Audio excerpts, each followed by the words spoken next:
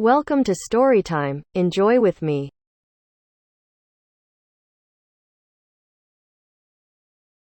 Three and one are one. Barr Lassiter was a young man. He lived with his parents and an elder sister near Carthage in the state of Tennessee. The Lassiters were simple farmers. Their farm was small, and the family was poor. They did not have enough money to own slaves. But although they were poor, the Lassiters were never hungry. They grew enough food for themselves. When the Civil War began, Barr was 22 years old. The war divided many families. Children disagreed with their parents and grandparents. Nieces and nephews disagreed with their uncles and aunts. Sisters, brothers, and cousins disagreed with each other. Most people in the northern states believed that slavery was wrong. Many Southerners had owned slaves for many years. They did not want the government in the North to tell them what to do. Barr Lassiter supported the Unionists. The rest of his family supported the Confederates. Barr could not live in the house, and he did not want to fight for the Confederate Army. He wanted to join the Union Army. When he left the farm, Barr's family did not try to stop him, and they did not say goodbye. Barr joined the Union Army and became a cavalryman. The two armies fought in the northern states and then the southern states. Barr did not return to Carthage for 2 years. That part of Tennessee had first been controlled by the Union Army. Then it was controlled by the Confederate Army. Now, the Unionists were in control again. Many farms and plantations in the South were destroyed.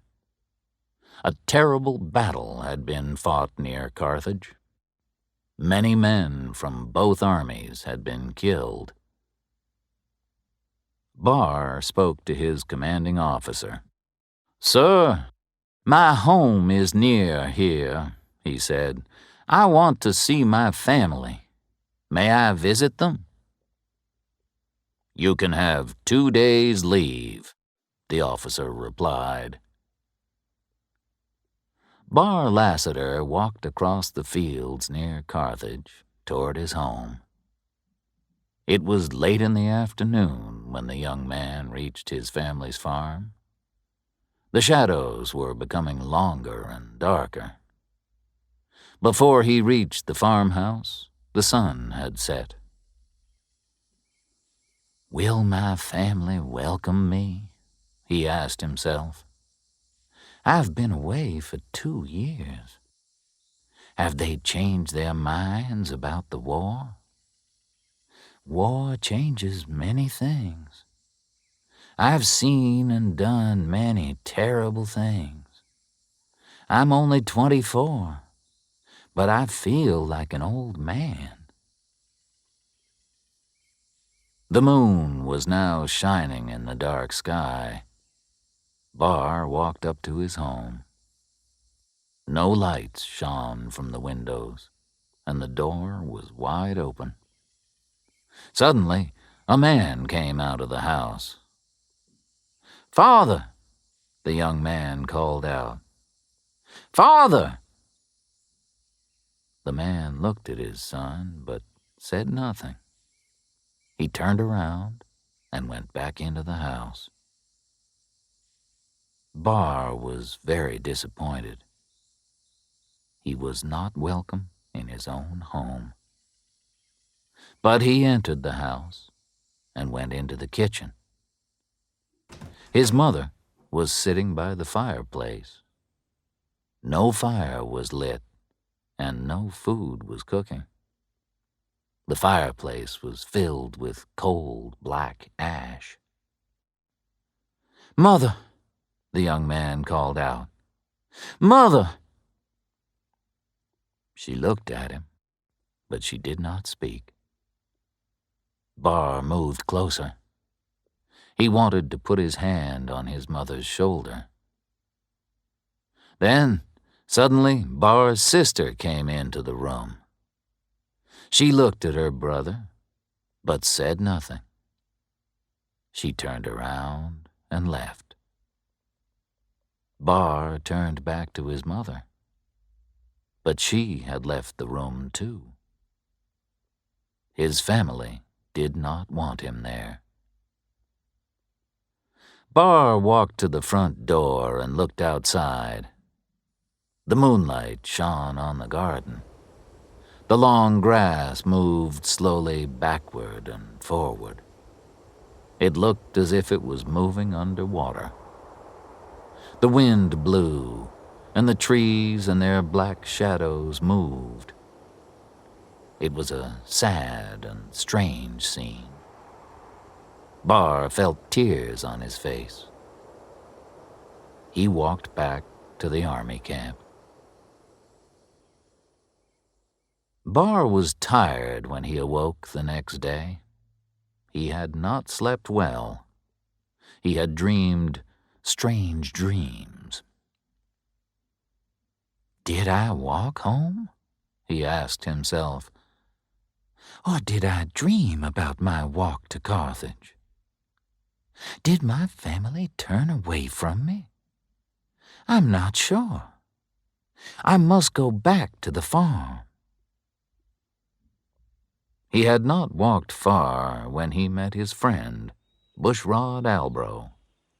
Barr had known Bushrod for many years. They had attended the same school.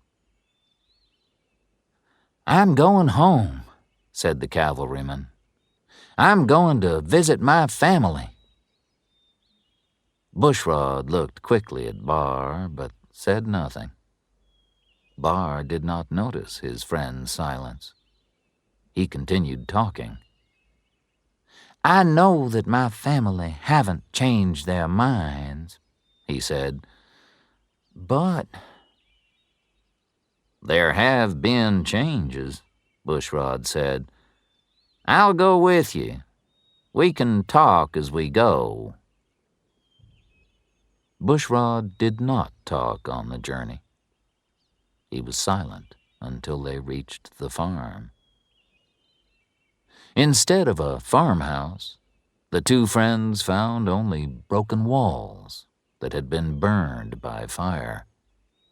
All the doors, windows, and furniture had burned. They had become black ash. Barr stared in astonishment. "I didn't know how to tell you the truth," said Bushrod. "A year ago, there was a battle here. Your house was hit by Yankee shells. There was a fire." "And my family, where are they?" "They're in heaven, I hope," replied Bushrod. "They were all killed when the house was destroyed." The end.